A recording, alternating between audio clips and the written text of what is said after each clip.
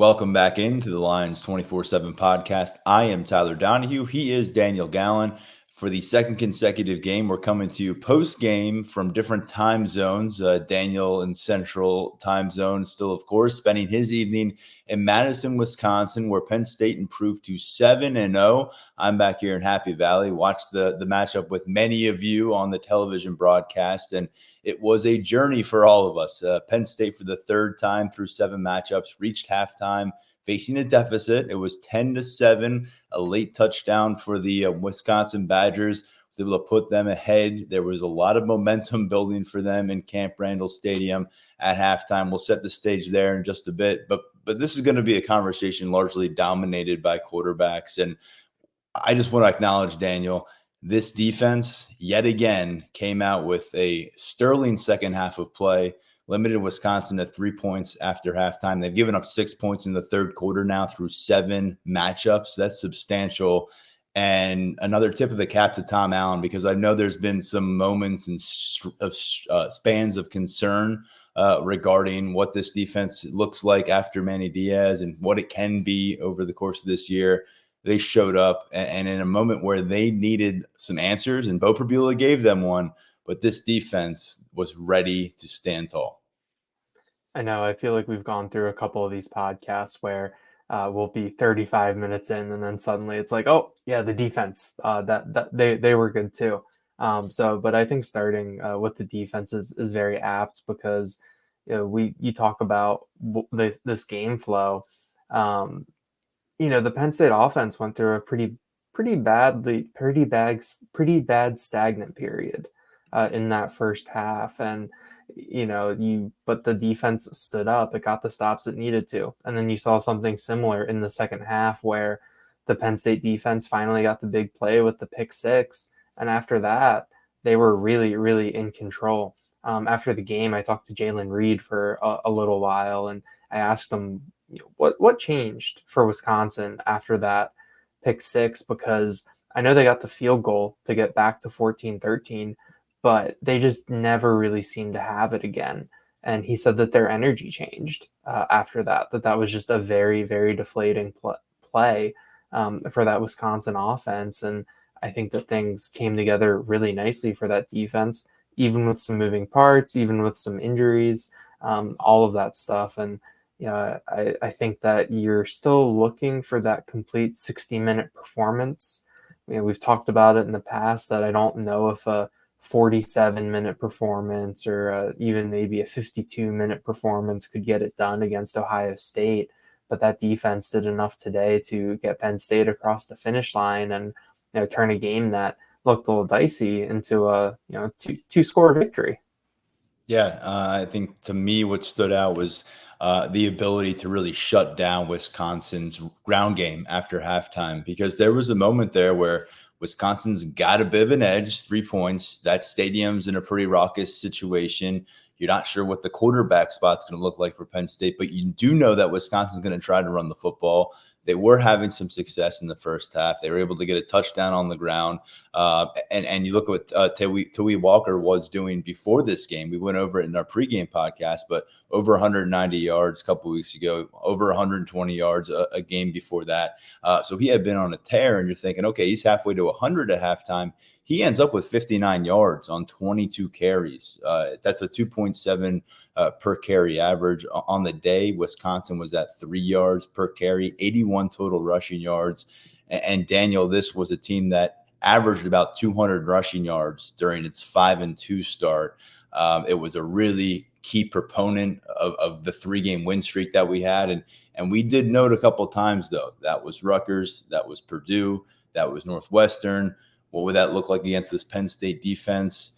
And we got some answers. And I'll tell you what, the early leaks and springs that happened against USC out in Los Angeles, where the ground game found chunk plays, that feels like a while ago because there's been a bye week in between it. They finished strong on the road against the Trojans, and now they put together this performance. I mean, I think it's getting to the point where you can go to an Ohio State game and feel increasingly comfortable and confident about what you're going to get from Tom Allen's unit. Definitely. I think that you kind of know it's not always going to be pretty, but you look at the end results that Penn State has had and some of these second halves that they've had, and that's what it's about. It's about getting to the end of the game and having that victory. So, I am curious how that'll play against a team like Ohio State and what that game flow could be like next Saturday. But on Saturday night, I mean, they really got the job done. I do think that they were. I think something that I said during the the preview podcast, kind of came true in terms of this 3-game win streak being a little bit of empty calories.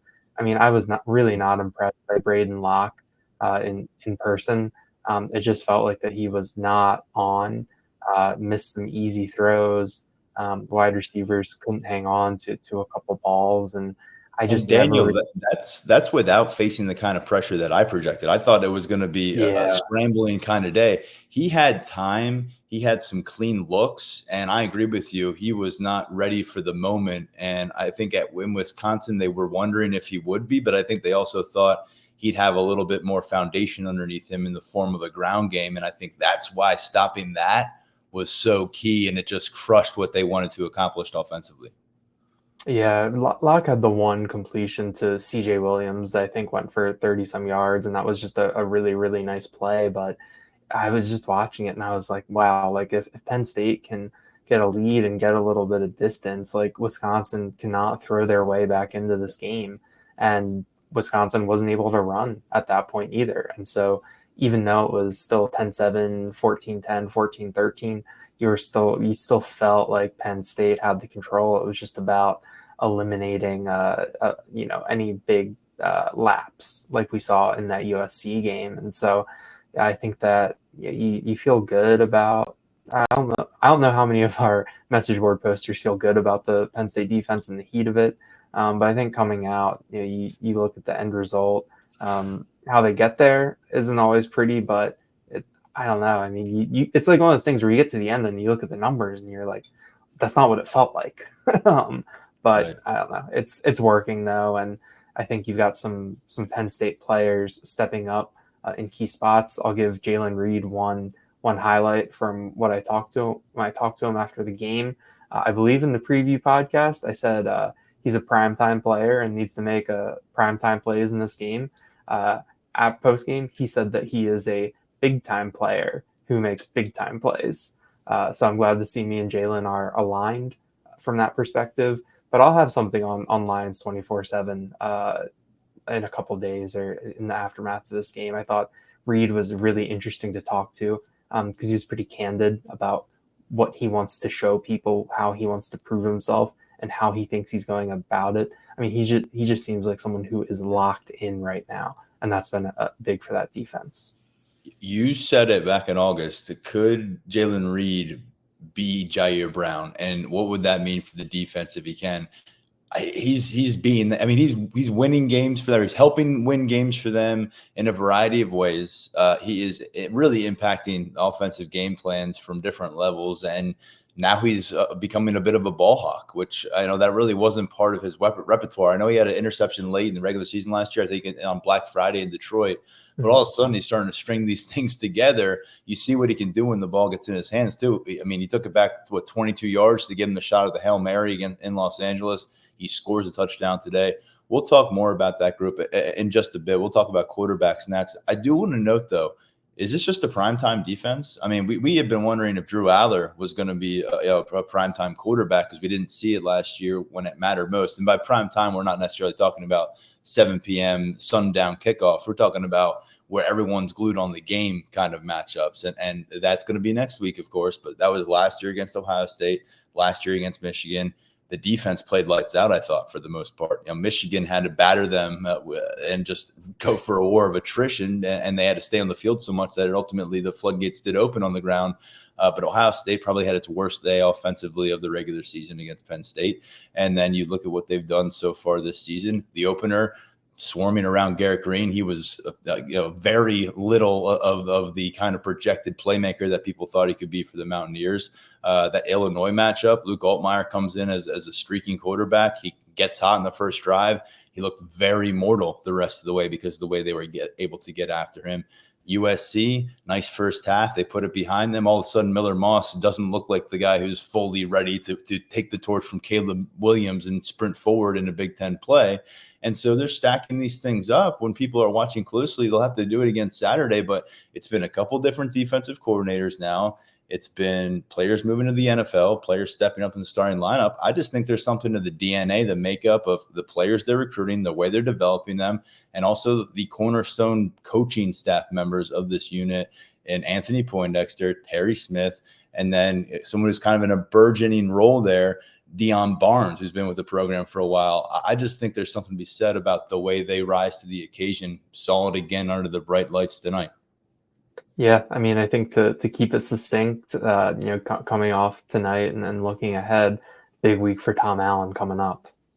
Absolutely. Let's dive into it because we got the quarterback discussion to have now, and I think we'll begin with where we were in this game at halftime. Daniel, it was 10-7 with Wisconsin having that lead. Drew Allar limped his way to the locker room ahead of everybody else.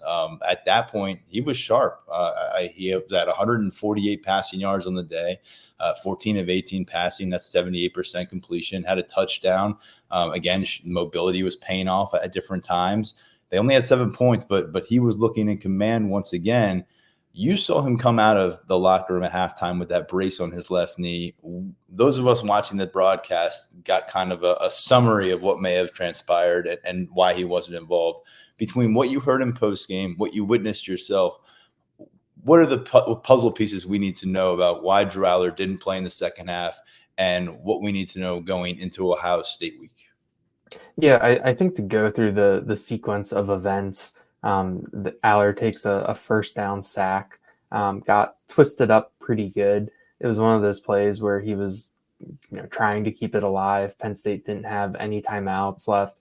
You're inside 2 minutes, and I think at one point I thought he was going to try to pitch the ball out when he was in the grasp, and he gets up and he is just not right. But Penn State is out of timeouts, so you can't stop the clock, can't let it go. So they get up. He gets to the line, throws it at Katron Allen's feet, looks really awkward, and then on third down, misses Harrison Wallace, and he limps off the field and pretty much goes directly to the locker room. Passes by some Wisconsin fans on the sideline who were giving him a bit of a hard time. That's where I think that clip was going around social media, and it caught the attention of some of the Penn State brass who was on the sideline down there as Allar walked off. And then coming out of halftime, Pribula sprints out of the locker room. That's a thing that Allar and Pribula both do a lot of times when they come onto the field, is that they sprint out there. But this was Pribula coming out. Allar was lagging a little bit behind, and I thought, I saw him jogging out, and we didn't have any official indication that he was going to be out at this point. I don't think there'd been anything on the broadcast yet. And just looking at him, I was kind of like, I don't see him playing. Just kind of the way that he was gingerly walking out. He was over on the sideline and took his helmet off and put it on one of the things behind the bench. His body language, we've talked about that with him before. His body language was not someone that was getting ready to come into the game. And I didn't see him, throw, before, during halftime. It was all Pribula and Ethan Grunkemeyer warming up. And so that was kind of the indication that for us that we didn't think Allar would go. And then Pribula comes in and takes it the rest of the way. After the game, the question was framed to James Franklin as, if you needed Allar to go, could he have gone? Like, did you take it out as like a precaution? Kind of like, if this is the national championship game, does he play? You could frame it like that. And Franklin did his classic, well, I wouldn't say it's like that. But the thing that he said was that, they felt that Allar wouldn't have the mobility in order to, run the offense the way that they needed to, or even play quarterback the way that they needed to. And so, Franklin said that they talked to Allar and that Allar was very, very honest with him. That was a direct quote. in terms of what he would be able to do in the second half. And that's how they arrived on Pribula being out there and being the guy the rest of the way. And so, moving forward, obviously right after a game, Allar was on the sideline the whole time. So it's not like he was back there getting tests and doing all this stuff for James Franklin to come right out and tell us, what exactly is going on. So, I think that's something that, Monday, James Franklin is going to get a question about Drew Allar's health.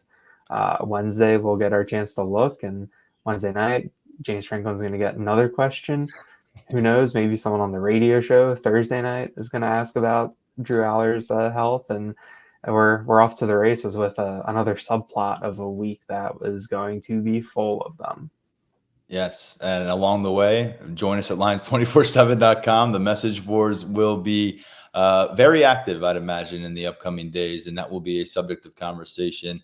And by the way, we'll be back in Beaver Stadium very early on Saturday morning, getting ready for Penn State to arrive. And then we'll get our binoculars out and we'll take another look at where Drew Allar is. But that's a ways off here. And so it also made it seem like Drew Allar, like you said, was very honest about the situation, didn't want to put his offense at jeopardy, his team at jeopardy. And it looked, even throwing the ball late when we briefly saw him try to play after whatever happened to his knee, it looked like he was having trouble just trying to launch the ball. And so that's really going to shortchange you. And thus we enter Beau Pribula on the national stage, not at the tail end of a blowout, not as a gadget player, midway through a series, but as the guy in charge of the offense, down by 3 for the number 3 team in the country on the road in Madison. Can you kind of talk us through the environment Beau Pribula checked into? Because judging off the way that first half ended, and when I'd imagine Wisconsin fans realized that number 15 was not going to be out at quarterback, there had to be a little bit of shark smelling blood in the water vibes to Camp Randall Stadium. Yeah. I know that we talk about the press box at Beaver Stadium swaying. Well, the press box at Camp Randall Stadium, it rocks. It doesn't sway. And, obviously you feel that the most during jump around before the fourth quarter, but early on in that third quarter, like you could feel the energy going and, the rocking back and forth. There was announced as a sellout crowd. I think 76,403 people in the stands. Good Penn State contingent, but obviously mostly Wisconsin fans, and they tried their best to make things difficult. So Beau Pribula wasn't exactly waltzing into the fourth quarter at Beaver Stadium against Kent State. He was coming into something that was a little bit more hostile, and you did wonder, there was I believe they were in like a 3rd and short or a 4th and short, and there was a pre-snap penalty that bumped them back and they ended up punting. That's where you start worrying or wondering, like, is this going to go off the rails? Obviously what you get is PTSD. What you get is PTSD to 2021 October in Iowa. Mm-hmm. Everyone knows what happened when Penn State had to go to Taquan Roberson as an unbeaten team on the road in a game like they felt like they had a good chance to win. And what happened, the pre-snap penalties were a huge issue right away. That was an immediate red flag. And I think they had 2 pre-snap penalties on those first 2 possessions. One, I believe, was a false start on Venga. And I think the other obviously was the delay of game. And that cost them the ability to go for a 4th down. And so those things stack up. The first two possessions result in punts. And you're thinking, all right, is it time to get a look at Tyler Warren at quarterback now? And make sure how can you get to the finish line here? Because the defense is playing well. And Beau Pribula just shut everybody the hell up if they were talking about putting anybody else at quarterback with the way he played the rest of the way. Yeah, I think I had one person in my mentions on Twitter calling for Ethan Grunkemeyer, give the freshman a look. But yeah, I mean, I think that the one thing that we know about Pribula and the way that he's been described to us is that he's definitely a gamer, and you get the Trace McSorley comparisons, and I think in talking to him, he's always seemed pretty unflappable. I think that some of that comes, from his own confidence. I think also some of that comes from the situation that he's in, where as much as Penn State puts both Pribula and Allar out there in certain like media situations, and the work that Pribula does on his own in terms of his NIL opportunities and his prominence in that space. Like if you're the backup quarterback, you're still a little overlooked. And I think that Pribula has this like very kind of stoic confidence to him where it's very much like, well, yeah, like I know what I'm doing. Like, yeah, like I've got this. And so I think I think I still felt like that he was unflappable out there, even when the things, were going a little bit wrong here and there. And part of it too is that the defense stood up. So it's not like, okay, the offense is like that Iowa game ended up being a complete meltdown offensively and defensively, where the defense had to stand on its head too many times and eventually broke. This was, you saw a couple of those mistakes from the offense, but the defense picked them back up in the biggest way too, with a pick six. So I thought that, with Pribula in there, I thought that, okay, like maybe this will end up being like a 1916 game that just turns into like a kicking contest because of how the teams were playing. But Pribula found his rhythm, and I thought looked pretty sharp. Yeah, I mean, he was very sharp. Once he started throwing the ball, gained a little confidence. I mean, he seemed to have rapport with a few different receivers. I thought Liam Clifford in particular, saw him connect on some key moments there. But, I mean, he went 11 of 13 through the air, and that was a big question mark of what does it look like when Beau has to make it work downfield. And you can't just be this gadget player sharing the field with Drew Allar, running the ball, being a threat to run. Being a threat to run is important, and we saw that open some things up for Katron Allen and Nick Singleton, and James Franklin acknowledged that it's just a different weaponry when you have Beau Pribula. They have a different set of tools between him and Drew. There's certain things you're going to lose from this offense without Drew, and there's certain things you're going to gain with Beau Pribula involved, and that's where we have to talk about Andy Kotelnicki's role in all this and Danny O'Brien as quarterbacks coach. But we heard two players this week, Daniel, from both sides of the ball, I believe, or no, from different position rooms, I should say.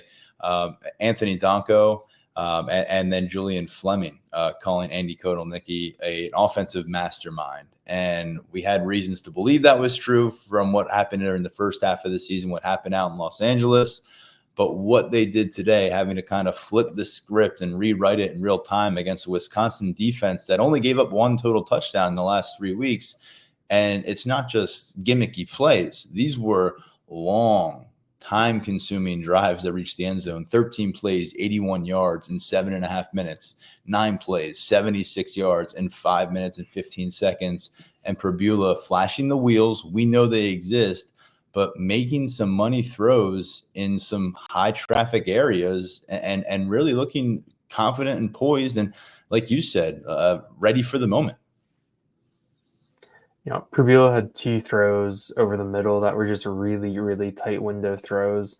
I think one was early in his time out there to Clifford. The second one was a little bit later. I think it might have been Warren. I don't have it in front of me. But just to see him zip it over the middle, because that's the thing where it's like, can Pribula throw? That's what we've been wondering. While we were talking, I wanted to see like the game logs, and he threw 9 times against Kent State and 5 times against Delaware, 4 times against Maryland. And like, that's it for his work through the air. So I was pretty impressed by that. Obviously he's not Allar when it comes to throwing the ball. But Franklin made sure to shout out the offensive staff during his postgame news conference in terms of them making the adjustment on the fly to having Pribula in there to alter the game plan a little bit. And to play to the strengths. And it's something that it just seems so obvious, but through my experience and watching a lot of football and covering a lot of it, and hearing coaches talk, is that every once in a while you'll end up in a situation where it's a square peg, round hole. And it seems like that Andy Kotelnicki goes out of his way to make sure that everything matches up, and that when they have whatever personnel grouping on the field, what they're calling is going to cater to that group's strengths. And I think today was a nice example of that. I'll tell you what, I mean, he's already put so much on film, Kotelnicki, through the first 6 games. You throw this where you have a half of ball with Beau Pribula.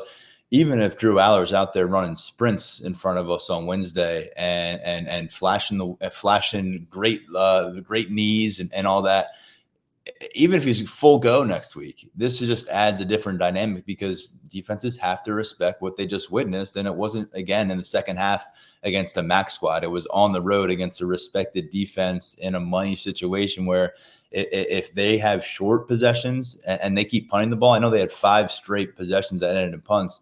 They start stacking more like that in the second half. Maybe the defense doesn't play so great down the stretch. Maybe some of those runs do break through for Wisconsin because they're able to wear things down a bit against the Nittany Lions. So huge difference in this team adapting during that second half. And Daniel, I mean, I thought it was impressive that while all the things were happening with quarterbacks, you had 5 guys getting 3 receptions or more. Nick Singleton's been such a contributor now as a receiver. 9 consecutive games where he's got a catch of at least 13 yards. He's got 5 touchdown catches during that span now. One of those today, one of them late against USC. Great catch today. One-handed stab, really good throw from Drew Allar. But Tyler Warren, 7 catches for 46 yards. You know, that's 24 catches in the last 2 games if you're counting. And he had a huge block that helped spring Katron Allen for a 24-yard touchdown. That was Katron Allen's longest run in Big Ten action.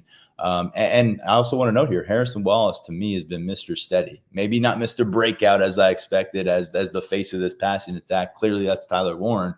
But Harrison Wallace has at least 3 catches every game going back to the Peach Bowl. Today, 5 catches for 67 yards.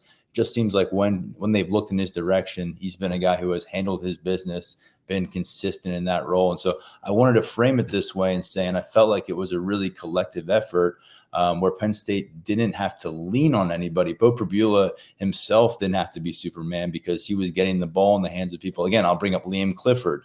I mean, he just keeps showing up game by game by game. And I know James Franklin loves to references this in our press conferences. Like, it's a lot of guys doing it. It's a lot of guys, different guys doing it. A lot to think about for opposing defenses. But that's really proving to be the accurate form of how this offense operates. No, definitely. I think that the balance in the passing game has been really, really nice recently. And it really showed tonight. I think that you're giving all these different players opportunities to make things happen, and a lot of them are delivering. I think that you think about the passing game the past couple of years, and you're kind of like, well, who's going to make the play? Where is it going to come from? Can anyone make a play? And I feel like, last year, like Julian Fleming's drop, that probably would have been the defining play of the game for the wide receiver group. But these guys have come along, they're developing, they're coming through in big spots, and you're seeing that. I thought Clifford and Pribula had a good connection. I've really, really liked Wallace, the way that he's playing these past couple of games, just being steady. I think that, kind of like you said, in terms of, nice to see him break out a little bit more, be a little bit more vertical. But I think the way the offense is going and distributing the ball, it's in a good spot. I mean, Tyler Warren isn't going to catch 17 passes every week, but he can still be dangerous, and he's become just such a gravitational player that it's really, really helped this offense in some other ways, I think. Khalil Dinkins, by the way, forgot to mention him, but he had one big chunk play, I think 16-yard pickup, and then he had a 1-yard touchdown. And I know it's kind of a joke among some of his teammates, but his percentage of catches that reach the end zone is remarkable so far in his career. He cashes in again. He's been a really solid tight end too for them, getting back into game shape in September and now really solidly in that role behind Tyler Warren. Look, I don't know where we want to take this defensively. I just want to pick up some maybe pieces that we missed.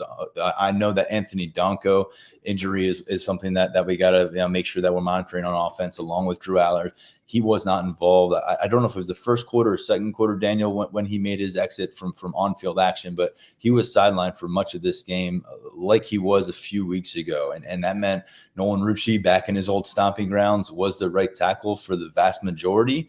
He would be the guy available to take on that role again against Ohio State. We know that they've had some rough games on the edges against Ohio State in the past. pass. So that's an area that we'll be monitoring closely. But defensively, they went the second half here without Denai Dennis Sutton. That meant Amin Vanover, Smith Vilberg got a little bit more action, and they both flashed in their own ways over the course of this matchup. And Denai Dennis Sutton's been a lot. He has really stepped up his game, as has Abdul Carter in conference play. Looked to be a groin, what he was kind of dealing with. We don't want to definitely say that's what it is, but it appeared to be what he was dealing with. And not available for the second half. He played one snap, and then I think it was just like, this is not a good idea. I need to be on the sideline, and Penn State kind of kept him there. So a couple of bits and pieces there. What did you make of the defensive depth showing up on the front? Alonzo Ford had a couple tackles for loss in a key moment as they were controlling momentum. He's been a guy we talked about for a while. I just felt like it was one of those games where the depth got tested, and because you were missing Denai Dennis Sutton, you didn't see plans fall apart. You saw this defense ride it out to the finish line and really shut things down for a Wisconsin front that had its way with recent opponents. Yeah, there's definitely a lot of pieces there, and I think seeing Vanover and Vilbert step in and flash and be disruptive, I mean, that's what you want to see. You want to be able to rely on those guys to come through when you need them, and so coming out of that, I think you feel pretty good. Depth is always, it can be kind of fickle sometimes in terms of when it's there, when it disappears, how often you can rely on it. Things like that. But I think that you look at what the defense did, who was out there in certain spots, you feel pretty good about it. I think Donka's situation will be interesting to watch. He did come in, I think, in the second half for some plays where they went jumbo with like 7 offensive linemen out there. I'm glad you pointed that out, because I did not pick that up. He was back involved. Yeah. Coming out, I think it was maybe 1 or 2 snaps, and he was moving very, gingerly in terms of getting on and getting off. He never, had his helmet taken away in that second half, but he was not in. When they sit, Phil Troutline has the iPad set up where the iPad is up, and then they've got the 5 chairs in front of them, and then they have more chairs behind them. And everyone's sitting based in position and depth chart. And Donka was sitting behind Rucci there. So, I'm curious to see how that shakes out. And one other injury note, there was some question about Nick Singleton and even beyond tonight, this afternoon, some stuff popped up, but the past couple of weeks about how he's doing. And, I asked him post game, how do you feel physically at this point of the season, playing such a physical position? And he acknowledged that he is banged up, but he's going to treatment, and he trusts Jalen Sider to make the right choices with him, keep him and Katron Allen fresh, so that they can continue to be physical.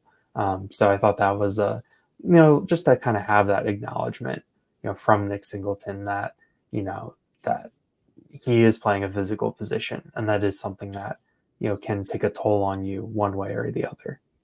And this is that point of the season where I'd imagine these guys are glad they have each other to lean on. Katron Allen and Nick Singleton. It's another situation where you might have one running back, if you have a bell cow, get 25 touches today on the road to Madison against a physical team. How do you feel coming out of that game going into Ohio State week? Well, in this case, Singleton, he had 15 total touches, 86 yards on those. He scored a touchdown through the air. Katron Allen, 11 carries, 86 yards, a touchdown. He got that one on a 24-yard run, and he kind of, again, broke the door down on Wisconsin. And so I think it's really working for them where they don't have to have a guy taxed. And so if Nick Singleton is nursing something, whatever that may be, we don't understand the specifics of what that might be. But if he says he's dealing with something, again, he's able to play through it. But maybe that wouldn't be the case if he was getting 25 to 30 touches a game. And maybe there'd be a breaking point. Big picture, Daniel, before we say goodnight and let you get ready to pack up and maybe take a nap before your flight back home. What do we make of this? This is, I imagine, unless we get some really big surprises in the rankings, we are set for a top 5 showdown in Beaver Stadium next week. It's going to be Ohio State They were challenged. They were down in the fourth quarter at one point against Nebraska, but they responded. They ended up winning that game in Columbus. So they will come to campus with one loss on their resume. They were number 4 coming into the weekend. Penn State's number 3. They're 7-0, again, for the first time in 5 years. They haven't beaten Ohio State in 8 years, since 2016. Daniel, there's going to be a lot of focus on that one. We're going to spend plenty of time. But what did we learn tonight against Wisconsin in Madison? Because there's going to be a quick sprint to turn the page on this one. But I think this is important because it feels like back-to-back weeks where these were unique wins and perhaps culture-defining wins for this 2024 version of the Nittany Lions. Yeah, James Franklin called tonight's win a gutsy culture win, and I think that that's a apt way to describe it. I know that it's cliched to say this or frame things like this, but we're a group of us were talking a little bit afterwards, and it just felt like a game that in the past Penn State doesn't win. And I know that's kind of a cop out when it comes to describing certain things, but this is my 4th year on the beat, and you've seen them in these bigger spots and things just everything goes wrong. I felt the same way. I felt like I'd seen this movie play out when we watched them come out and they punted the first couple of possessions and they had the pre-snap issues. I'm thinking I feel like this is in a game where Penn State is typically going to win. And I felt the same way at different times of that USC matchup a couple of weeks ago too. Yeah, and I think the one thing too is that when you get the injuries start to stack up, that's when you really feel like things are starting to spiral a little bit. I mean, I think about covering the Eagles in like 2018, 2019. They had a couple of these games where guys would just get hurt and guys would go down, and it would be one after the other, and you could just feel everything coming off the swivel. And we've seen that with Penn State. We talked about 2021 Iowa earlier. And so when you see Drew Allar go out, like you see Donka, on the sideline, and then you see Denai Dennis Sutton, dealing with something, you really your mind starts to go to the worst case scenario. And then on top of that, in that end of that second quarter, you had the Penn State offense go stagnant even before Drew Allar left. And then you had Wisconsin go on that drive to take that 10-7 lead to go into half. And you kind of thought like, ooh, like what's going on here? But for Penn State to find its footing, respond, I thought was really big, and I came away really impressed. So, I think that we haven't seen Penn State really like lap anyone yet in Big Ten play, but I think that that's sort of the nature of Big Ten play right now. But I think that the fact that you've seen them win ugly and have these gritty wins, I think that will help them as you look at Ohio State coming in.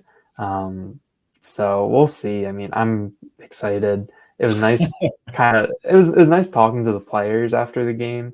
And you never know, but like Nick Singleton and Jalen Reed both played ball. When you're asking, it's kind of like, okay, now it's the next game. Like now we can ask you about this. Mm-hmm. And they were both like, yeah, like we're excited for this game. Like they know the stakes, they know what the environment is going to be like. And I think that, they didn't say this, but it's like, these are the games that like you come here for. And these are the games that you pay attention to the Big Ten for. So things are coming together. And I think if we were at the beginning of the year, I don't know if we would have projected that Penn State would be the undefeated team and Ohio State would be the one-loss team. But it's going to be interesting. It's going to be an interesting week. And I think if you're Penn State, to know that you have these 2 wins against USC and Wisconsin where things didn't go right the whole time and you got punched in the mouth a little bit and had the counter, I think that's really, really good. It's back to Beaver Stadium for a couple matchups. Ohio State comes to town. We know the significance of that one. Then the whiteout. It's the second whiteout. Let's just call it what it is of the season against Washington before Penn State finishes out its Big Ten road schedule later in November. But that's going to do it for October game coverage. Daniel, you required some long trips out of you. Appreciate the hustle from both you and Mark Brennan. We'll get you both back into town. We'll regroup for another follow-up podcast on Monday.